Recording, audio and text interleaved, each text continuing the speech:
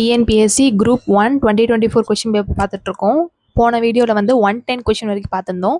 இன்றைக்கி வந்து 111 அதோட கண்டினியூஷன் தான் பார்க்க போகிறோம். இந்த கொஷினில் என்ன கேட்டிருக்காங்க பாருங்கள். உலகில் உள்ள எல்லா உயிர்களையும் மதித்து போற்றுதல் வள்ளுவத்தின் உயிர் நாடியாகும் என்னும் கருத்து முக்கிய தத்துவம் பெற காரணம் என்ன அப்படின்னு சொல்லி கேட்டிருக்காங்க.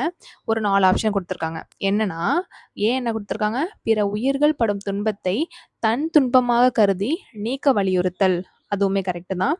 பி ஆப்ஷன், துன்பம் என்று தான் அறிந்ததை மற்றவர்களுக்கு செய்யாதிருத்தல் அப்படிங்கிறாங்க, அதுவுமே கரெக்டாக இருக்குது.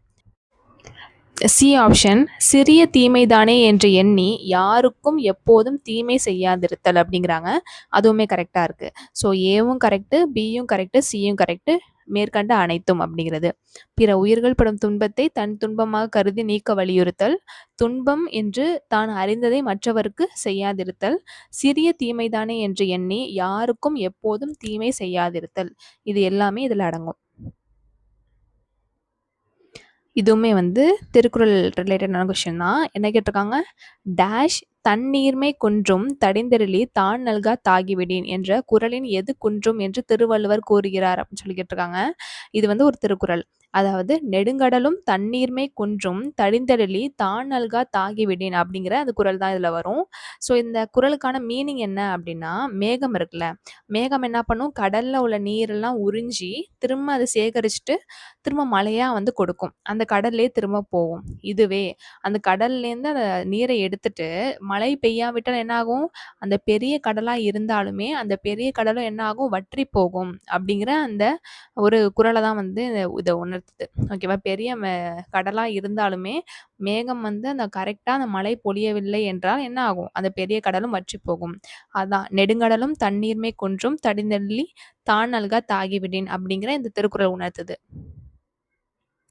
நெக்ஸ்ட்டு இதுவுமே வந்து திருக்குறள். என்ன கேட்டிருக்காங்க, இவ்விரண்டும் கண்ணென்ப வாழும் உயிருக்கு மேற்காணும் திருக்குறளை எவை இரண்டை திருவள்ளுவர் கண்களுக்கு ஒப்பாக கூறுகிறார் அப்படின்னு சொல்லி கேட்டிருக்காங்க. என்னன்னா, எண்ணும் எழுத்தும் அப்படிதான். இது என்ன குறள்னா, எண்ணும் எழுத்தும், அதாவது உலக உயிர்களுக்கு கண் போன்றது எது அப்படின்னு சொல்லிட்டு திருவள்ளுவர் கூறுகிறார்னா, எண்ணும் எழுத்தும், எண் அதுவும் அப்புறம் எழுத்து, இது ரெண்டுமே வந்து உலக உயிர்களுக்கு கண் போன்றது அப்படின்னு சொல்லிட்டு திருவள்ளுவர் குறிப்பிடுகிறாரு. ஸோ இதுக்கு டி. நெக்ஸ்ட்டு 114 என்ன கொடுத்துருக்காங்கன்னா, வேர்ல்டு வாட்டர் டே. வேர்ல்டு வாட்டர் டே நம்ம எதை கொண்டாடுறோம், 22 மார்ச் தான், அது கரெக்டு. இதே வேர்ல்டு என்விரான்மெண்ட் டே அப்படிங்கிறது 5th ஜூன் தான் வரணும். ஆனால் இங்கே வந்து 22 ஏப்ரல் சொல்லி கொடுத்துருக்காங்க, தப்பாக இருக்குது. எர்த் டே அப்படிங்கிறது தான் 22 ஏப்ரலாக வரணும், ஆனால் இங்கே 5th ஜூன் சொல்லி கொடுத்துருக்காங்க. ஸோ 2, 3 தப்பாக இருக்குது. 4th ஒன் வந்து வேர்ல்டு எனர்ஜி கன்சர்வேஷன் டே அப்படிங்கிறது 14th டிசம்பர் தான், அது வந்து கரெக்டாக இருக்குது. ஸோ 1, 4 கரெக்டாக இருக்குது, 2, 3 தப்பாக இருக்குது. இங்கே வந்து எது தப்பாக இருக்குன்னு தான் கேட்டிருக்காங்க. ஸோ வந்து ஆப்ஷன் ஏ. தமிழில் பார்த்தோம்னா, உலக தண்ணீர் தினம் அப்படிங்கிறது மார்ச் 22, அது கரெக்டு. உலக சுற்றுச்சூழல் தினம் அப்படிங்கிறது ஜூன் 5, அது ஓகே, நோட் பண்ணிக்கோங்க. பூமி தினம் அப்படிங்கிறது ஏப்ரல் 22, அதை நோட் பண்ணிக்கணும். அடுத்த உலக ஆற்றல் பாதுகாப்பு தினம் அப்படிங்கிறது டிசம்பர் 14. ஓகே, இதில் வந்து 1, 4 வந்து கரெக்டாக இருக்குது, 2, 3 வந்து தப்பாக இருக்குது, ஆப்ஷன் ஏ. நெக்ஸ்ட்டு, இன்ப துன்பத்தை ஒன்றாக ஏற்றுக்கொள்ளும் ராமனின் மனப்பக்குவத்தை எந்த மலருக்கு கம்பர் ஒப்புமை செய்கிறார் அப்படிங்கிறாங்க. அதாவது இன்பம் துன்பம் இது ரெண்டுத்தையுமே ஏற்றுக்கொள்ளும் ராமனோட அந்த மனப்பக்குவம் இருக்குல்ல, யாருமே வந்து இன்பம் வந்தாலும் எல்லாருமே ஏற்றுப்பாங்க, ஆனால் துன்பம் வந்து யாருமே ஏற்றுக்க மாட்டாங்க. ஆனால் ராமனோட மனம் பக்குவம் எப்படி இருக்கா, இன்பமும் ஏற்றுக்கிறது துன்பமும் ஏற்றுக்கிறதா இருக்குது.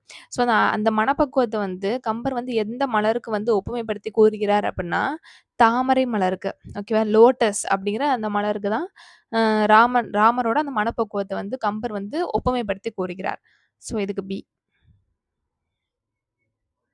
நெக்ஸ்ட், மருதநில நந்தா விளக்கம் என சிறப்பிக்கப்பெறும் சிற்றிலக்கிய வகை எது அப்படின்னு சொல்லி கேட்டிருக்காங்க.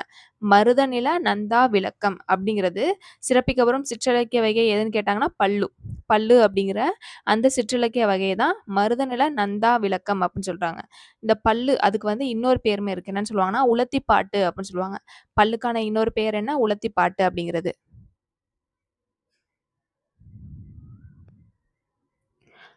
யாருடைய சொற்றொடர் ஒரு ஸ்டேட்மெண்ட் கொடுத்துட்டு இது வந்து யாருடைய சொற்றொடர் என்பதை சரியாக அறிந்திடுக அப்படிங்கிறாங்க. பழங்களை அதிகம் கொண்டுள்ள மரங்களை சுற்றிலும் பறவைகள் பறந்து வருவது போல நான் மிகவும் பெரிய கரிகாலனின் அரண்மனை அவைக்கு சென்றேன் அப்படின்னு சொல்லி இந்த ஸ்டேட்மெண்ட் சொன்னது யாரு அப்படின்னா முடத்தாம கன்னியார். முடத்தாம கன்னியார் இந்த ஸ்டேட்மெண்ட் சொல்லியிருப்பாங்க. பழங்களை அதிகம் கொண்டுள்ள மரங்களை சுற்றிலும் பறவைகள் பறந்து வருவது போல நான் மிகவும் பெரிய கரிகாலனின் அரண்மனை அவைக்கு சென்றேன் அப்படின்னு சொல்லிட்டு முடத்தாம கன்னியார் இந்த ஸ்டேட்மெண்ட் சொல்லியிருப்பாங்க. நெக்ஸ்ட் நெஞ்சாற்றுப்படை என்னும் வேறு பெயர் கொண்ட 10 பாட்டு நூல் எது அப்படின்னு சொல்லி கேட்டிருக்காங்க. நெஞ்சாற்றுப்படை என்னும் வேறு பெயர் கொண்ட 10 பாட்டு நூல் எதுவாம்? முல்லைப்பாட்டு. முல்லைப்பாட்டு தான் நெஞ்சாற்றுப்படை அப்படின்னு சொல்லிட்டு அதுக்கு இன்னொரு பேருமே இருக்கு. இந்த முல்லைப்பாட்டை இயற்றியது யார் அப்படின்னா நப்பூதனார். நப்பூதனார் அவர்கள் தான் இந்த முல்லைப்பாட்டை எழுதியிருப்பாங்க. அதே மாதிரி இந்த முல்லைப்பாட்டில் இருக்கிற அடிகள் எவ்வளோனா 103 அடி. ஓகேவா? 103 103 அடிகள் கொண்டது தான் இந்த முல்லைப்பாட்டு அப்படிங்கிறது. இது வந்து எதுக்கு இந்த முல்லைப்பாட்டுக்கு நெஞ்சாற்றுப்படை அப்படிங்கிற இந்த பேர் வந்துச்சு அப்படின்னா தலைவினை பிரிந்திருக்கும் தலைவியோட மனத்தை வந்து ஆற்றுப்படுத்துவதனால தான் இதை வந்து என்னன்னு சொல்றாங்க நெஞ்சாற்றுப்படை அப்படின்ட்டு சொல்றாங்க. இதை தலைவனை பிரிந்திருக்கும் தலைவியோட அந்த மனதை வந்து ஆற்றுப்படுத்துவதனால தான் இது நெஞ்சாற்றுப்படை அப்படின்னு சொல்றாங்க. ஓகேவா? முல்லைப்பாட்டை எழுதுனது நப்பூதனார். இதை வந்து ஷார்ட்கட்டாக எப்படி வச்சுக்கலாம் அப்படின்னா முல்லைப்பூ அப்படின்னு வச்சுக்கலாம். முல்லைப்பாட்டில் அந்த முல்லை வச்சுக்கிட்டு நப்பூதனாரில் அந்த பூன்னு இருக்கா அதை கூட நம்ம ஷார்ட்கட்டாக வச்சுக்கலாம். ஸோ முல்லைப்பாட்டை எழுதின நப்பூதனார், முல்லைப்பூ அப்படிங்கிறது ஷார்ட்கட். நெக்ஸ்ட் அகழ்வாராய்ச்சி பத்தின கேள்வி கேட்டிருக்காங்க. அரிக்கமேடு தொல்லியல் ஆய்வுகளின் கூற்றுகளில் கீழ்கண்டவைகளில் சரியானது எது அப்படின்னு சொல்லி கேட்டிருக்காங்க. இதுல வந்து 1 மட்டும் தான் தப்பா இருக்கு. 2, 3, 4 எல்லாமே கரெக்ட். 1 மட்டும் தப்பா இருக்கு. என்னன்னா அரிக்கமேடு தஞ்சாவூர் மாவட்டத்தில் அமைந்துள்ளது அப்படின்னு சொல்லி கொடுத்துருக்காங்க. அரிக்கமேடு அப்படிங்கிறது புதுச்சேரி மாவட்டத்துல தான் இருக்கு. ஆனா என்ன கொடுத்துருக்காங்க? தஞ்சாவூர் மாவட்டம் அப்படின்னு சொல்லி கொடுத்துருக்காங்க. ஸோ 1 தப்பு. செகண்ட் என்ன கொடுத்துருக்காங்கன்னா இது ஒரு சோழர்களின் துறைமுகம் அப்படிங்கிறாங்க. அரிக்கமேடு அப்படிங்கிறது ஒரு சோழர்களோட துறைமுகமாக இருந்திருக்கு. அதுவுமே கரெக்டு தான். 3வது என்ன கொடுத்துருக்காங்க? இத்துறைமுகம் ரோம் நாட்டுடன் வாணிப உறவு கொண்டிருந்தது அப்படிங்கிறாங்க. ரோம் நாட்டோட அந்த ட்ரேட் அந்த வாணிப உறவு அப்படிங்கிறது அரிக்கமேட்டில் பண்ணியிருக்காங்க அப்படிங்கிறாங்க. அதுவுமே கரெக்டு தான். ஏன்னா அங்கே அந்த ரோமன் காசுகள் அந்த ரோமன் நாணயங்களோட அந்த படிவங்கள்லாம் இருந்திருக்கு. அந்த ரோம் நாணயங்கள்லாம் கிடச்சிருக்கு அரிக்கமேட்டில். அதை வச்சு என்ன சொல்கிறாங்க இவங்க வந்து ரோம் நாட்டோட வணிக தொடர்பு வந்து பண்ணியிருந்திருக்கலாம். அதனால தான் இங்கே இருக்கு அப்படின்னு சொல்லிட்டு அவங்க சொல்லிருக்காங்க. ஸோ இத்துறைமுகம் ரோம் நாட்டுடன் வாணிப உறவு கொண்டிருந்தது அப்படிங்கிறது கரெக்டாக இருக்கு. 4th என்னன்னா அரிக்கமேடு துறைமுகம் காவேரி பட்டினம் அழகன்குளம் மற்றும் உசிரி துறைமுகங்களுடன் நெருங்கிய வணிக தொடர்பு கொண்டிருந்தது அப்படிங்கிறாங்க. அதுவுமே கரெக்ட் தான். ஸோ 2, 3, 4 எல்லாமே கரெக்ட். 1 மட்டும் தப்பா இருக்கு. அதுவும் இல்லாமல் இந்த அரிக்கமேடு அப்படிங்கிறது மார்ட்டிமர் வீரர்னால 1945 வந்து அகழ்வாராய்ச்சி செய்திருப்பாரு. யார் வந்து அகழ்வாராய்ச்சி பண்ணியிருப்பாரு இந்த அரிக்கமேடு அப்படின்னா 1945 மார்ட்டிமர் வீரர் தான். ஓகேவா? இதுவுமே பார்த்துக்கணும். ஸோ இதுக்கு ஆப்ஷன் சி.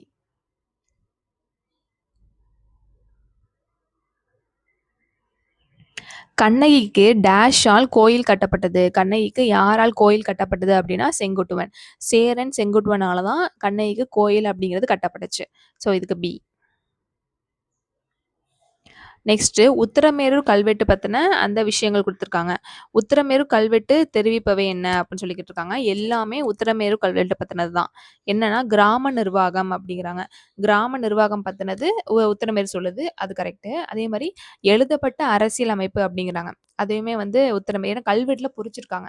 அந்த உத்திரமேரூர் கல்வெட்டுல அங்க கிராம நிர்வாகம் எப்படி இருந்துச்சு, அங்க வந்து எப்படி ஓட்டிங் இதெல்லாம் பண்ணாங்க, அந்த மாதிரி எல்லாமே வந்து அங்க பொறிச்சதுனால இது வந்து எழுதப்பட்ட அரசியல் அமைப்புங்கிறாங்க. அதுவுமே கரெக்ட்.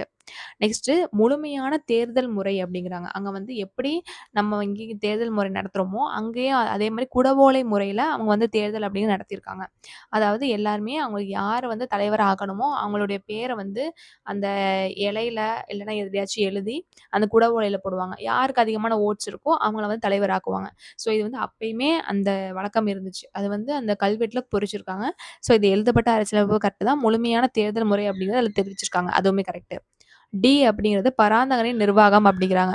பராந்தகன் காலத்துல ஏற்பட்ட அந்த விஷயத்தை தான் இதுல வந்து குறிப்பிட்டிருக்காங்க. ஸோ அதுவுமே கரெக்டா இருக்கு. ஸோ உத்தரமேற் கல்வெட்டுகள் தெரிவிப்பவைன்னா 4மே தான். கிராம நிர்வாகம், எழுதப்பட்ட அரசியலமைப்பு, முழுமையான தேர்தல் முறை, அப்புறம் பராந்தகனின் நிர்வாகம் எல்லாமே கரெக்டா. Option D.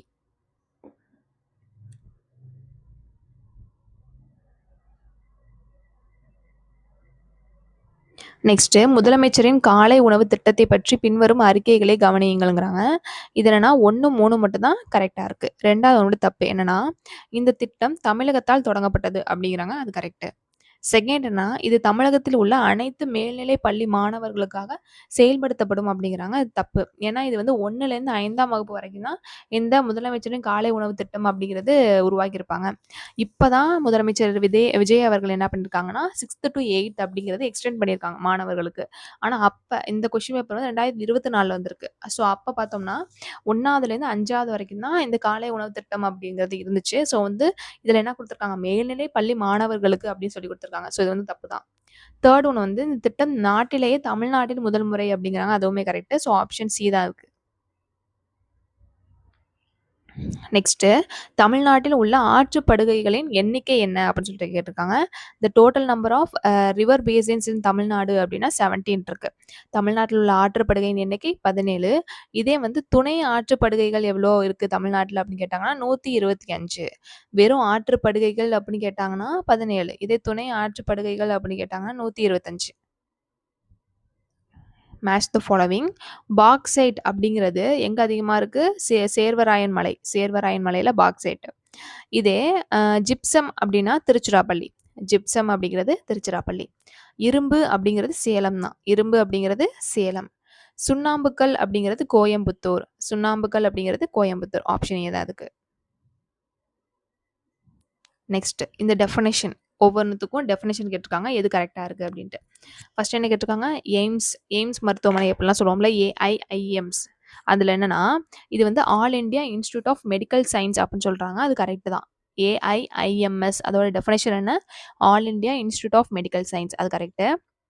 செகண்ட் ஒன்று என்ன கொடுத்துருக்காங்கன்னா ஐசிசிடபிள்யூன்னு சொல்லி கொடுத்துட்டு international council for child welfare அப்படிங்கிறாங்க. தப்பு. இன்டர்நேஷ்னல் வராது, Indian council for child welfare அப்படின்னு தான் வந்திருக்கணும். ஸோ செகண்ட் தப்பு. தேர்ட் வந்து என்னன்னா NIPCCD அப்படின்னு சொல்லி கொடுத்துருக்காங்க. National institute of public cooperation and child development. அது வந்து கரெக்டாக இருக்கு எல்லாமே. நெக்ஸ்ட் 4 வந்து ICDS அப்படின்னு சொல்லி கொடுத்துட்டு institute of child development service அப்படின்னு சொல்லி கொடுத்துருக்காங்க. இன்ஸ்டியூட் வராது, இன்டகிரேட்டட் அப்படின்னு வரணும். இன்டகிரேட்டட் சைல்டு டெவலப்மெண்ட் சர்வீஸ் அப்படின்னு தான் வந்திருக்கணும். இன்ஸ்டியூட் வந்திருக்காது. ஸோ 1ம் 3ம் கரெக்டாக இருக்குது, 2ம் 4ம் தப்பாக இருக்குது. ஸோ இதுக்கு ஆப்ஷன் பி.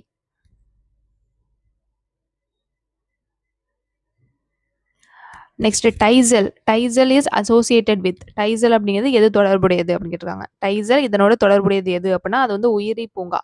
டைசல் அப்படிங்கிறது ஒரு பயோ பார்க் அப்படிங்கிறது. இந்த டைசல் எங்கெல்லாம் இருக்கு அப்படின்னா சென்னை அப்புறம் கோயம்புத்தூர், இந்த 2 இடத்துலையும் இந்த டைசல் உயிரி பூங்கா, இந்த டைசல் பயோ பார்க் அப்படிங்கிறது சென்னையில இருக்கு, கோயம்புத்தூர்ல இருக்கு. நெக்ஸ்ட் அரேஞ்ச் த குரோனாலஜிக்கல் ஆர்டர். ஒவ்வொரு ஸ்கீம்ஸ் கொடுத்துட்டு ஒவ்வொரு திட்டங்கள் கொடுத்துட்டு இதை வந்து குரோனாலஜிக்கல் ஆர்டரில் கால வரிசைப்படுத்த சொல்லியிருக்காங்க.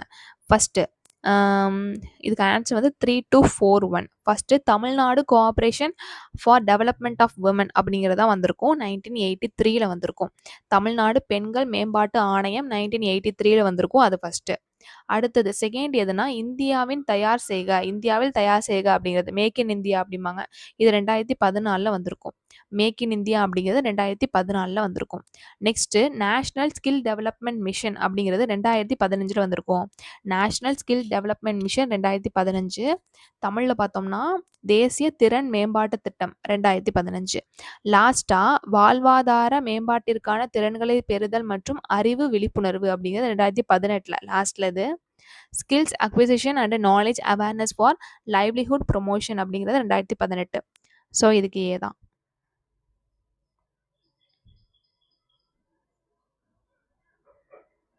இதுவுமே ஸ்கீம் ரிலேட்டட், ஒரு திட்டம் ரிலேட்டடான கொஸ்டின் தான். தமிழகத்தில் துவங்கப்பட்ட அவசரகால பாதுகாப்பு கொள்கைகளை 2021 அடையாளம் காண்க. அதாவது தமிழகத்தில் துவங்கப்பட்ட அவசரகால பாதுகாப்பு கொள்கை எது அப்படின்னு சொல்லி கேட்டிருக்காங்க. 2021ல் உருவாக்கப்பட்டது நம்மை காக்கும் 48 திட்டம் அப்படிங்கிறது தான். இதை வந்து இன்னுயிர் காப்பும்னு சொல்லுவாங்க, நம்மை காக்கும் 48 அப்படின்னு சொல்லுவாங்க. அதாவது இந்த ஸ்கீமில் வந்து ஒருத்தர் அப்ளை பண்ணியிருக்காரு அப்படின்னா அவருக்கு வந்து எங்கேயாச்சும் ஆக்சிடென்ட் ஆகிட்டு அப்படின்னா 48 மணி நேரத்துக்குள்ள அவர் வந்து மருத்துவமனையில் அனுமதிக்கப்பட்டாங்க அப்படின்னா ஃப்ரீ அவங்களுக்கு. அந்த இதுலேருந்து எடுத்துப்பாங்க. ஏன்னா இந்த ஸ்கீமில் வந்து அவங்க அப்ளை பண்ணியிருப்பாங்கல்ல. ஸோ அதனால் அவங்களுக்கு வந்து 48 மணி நேரத்துக்குள்ளே அங்கே அட்மிட் ஆனாங்க அப்படின்னா அவங்களுக்கு ஃப்ரீ. ஸோ இதான் நம்மை காக்கும் 48 அப்படிங்கிறது.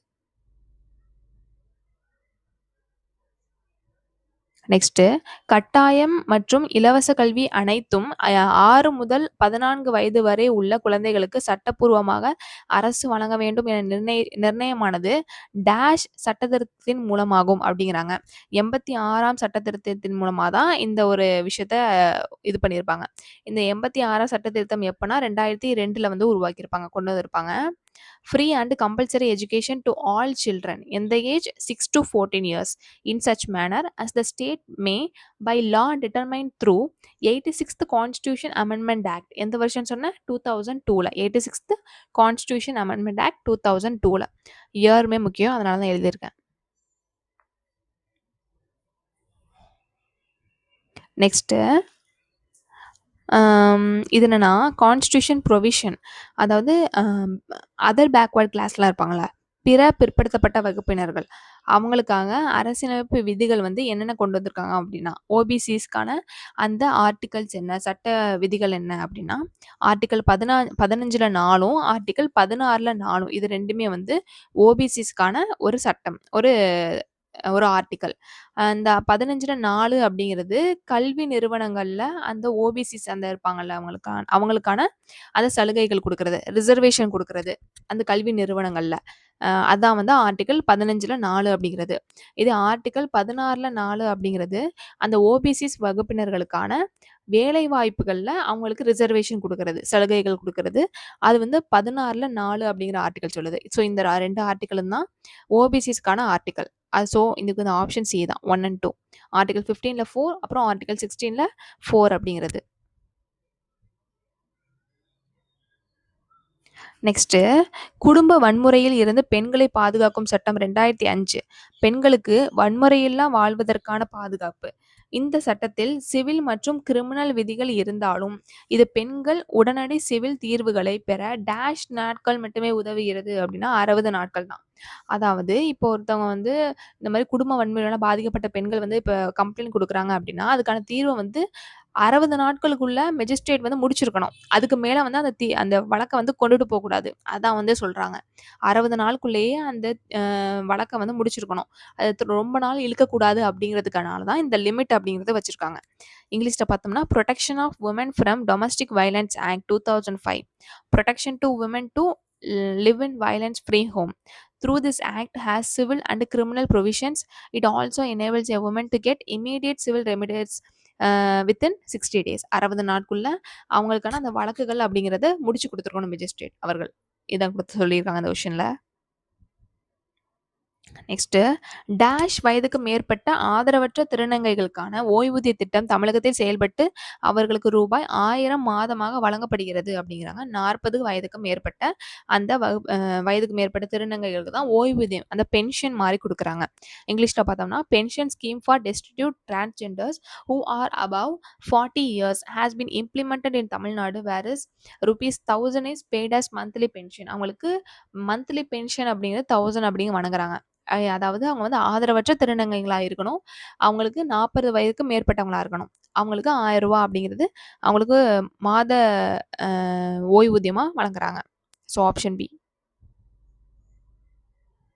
நெக்ஸ்ட்டு ஐக்கிய நாடுகள் மன்றத்தின் நிறுவனமான யுனெஸ்கோ அமைப்பினால் தென்கிழக்கு ஆசியாவின் சாக்ரட்டிஸ் என்று சான்றளிக்கப்பட்ட தலைவர் யார் அப்படின்னா ஈவே ராமசாமி, பெரியார் அவர்கள் தான்.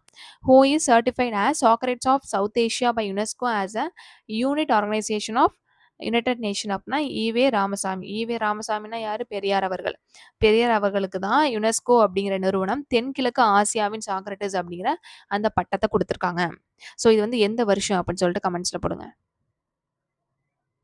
நெக்ஸ்ட் தமிழ்நாடு அரசு புத்தொழில் கொள்கையை நடைமுறைப்படுத்திய ஆண்டு எது அப்படின்னு சொல்லி கேட்டிருக்காங்க. இந்த government of Tamil Nadu launch it start up policy in 2018ல 2018ல தான் தமிழ்நாடு கவர்மெண்ட் என்ன பண்ணியிருப்பாங்க, புத்தொழில் கொள்கை அப்படிங்கிற அந்த ஒரு விஷயத்த நடைமுறைப்படுத்தியிருப்பாங்க 2018.